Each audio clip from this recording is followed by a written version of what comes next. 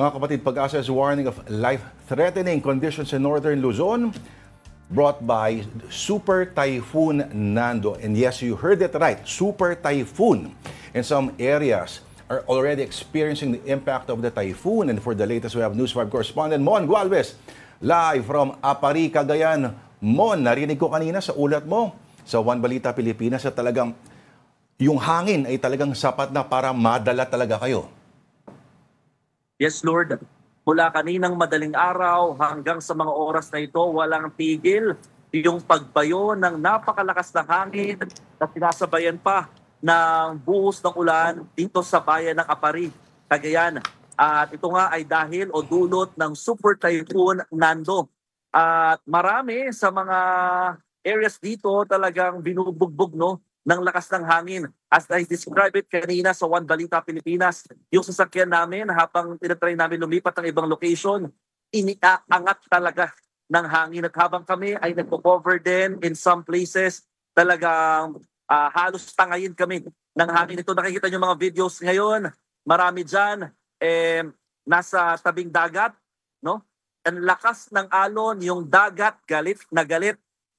Dahil sa lakas nga ng mga hampas ng alon, dulot nga rin ng lakas ng hangin. Yung mga puno, halos nagsasayawan at talagang halos mabuwal na. No? Lahat ng mga sanga parang matatanggal na dahil nga sa lakas ng hangin na dala itong Super Typhoon Nando. Kaya naman, nitong tanghali, nagdeklara na rin ng forced evacuation itong bayan ng Apari sa lahat ng mga residenteng naninirahan malapit sa dagat at yung mga nasa tabing ilog dahil patuloy tumataas yung ilog. At ang pinaka-worry ng LGU, baka mahirapan sila pagdating sa pag-rescue kapag mas lumakas pa itong super bagyong Nando. Ang pangamba kasi nila din, ngayong hapon, may mas inaasahan pang lalakas itong naturang bagyo. Kaya naman marami sa mga inilikas, mga bata, may mga senior citizen na yung parang tinatansya pa yung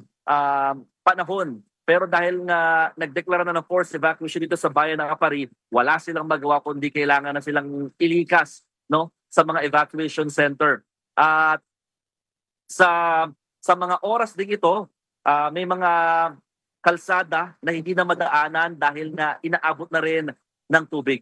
Mon, okay. May post ka kanina sa X na sa kalagitnaan ng hampas ng bagyo ay may mga residente pa rin na kailangan ilikas.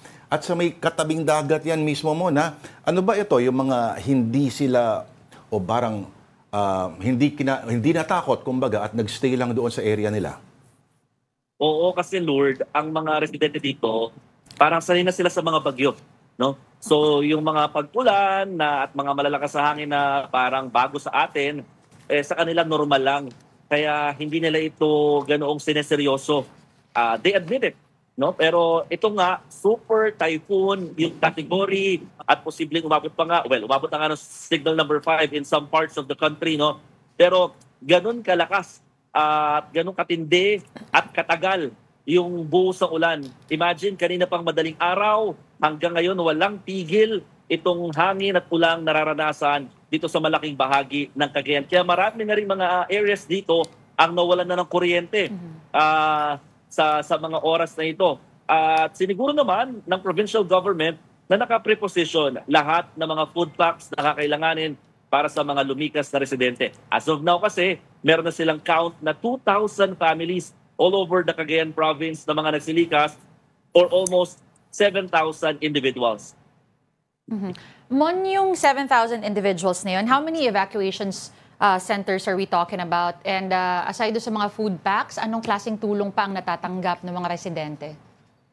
Yung count, Denise, na mga evacuees and individuals na nasa mga evacuation centers, ito ay count ng mga bayan na affected. Most of the towns na affected dito sa Super Typhoon Nando ay pawang mga coastal towns, no? Mula sa may Santa Ana, Gonzaga, Santa Teresita, itong bayan ng Apari, and then Alacapan, Balesteros, at iba pang mga bayan na malapit sa baybay dagat.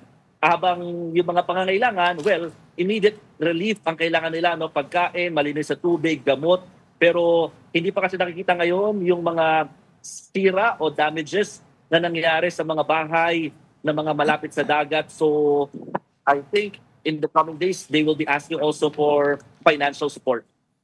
Oo. Mon, last year lang, mga bandang Nobyembre, no, yung Marse, bumana talaga dyan sa area na yan. At I think same month, yung Ophel din, ano?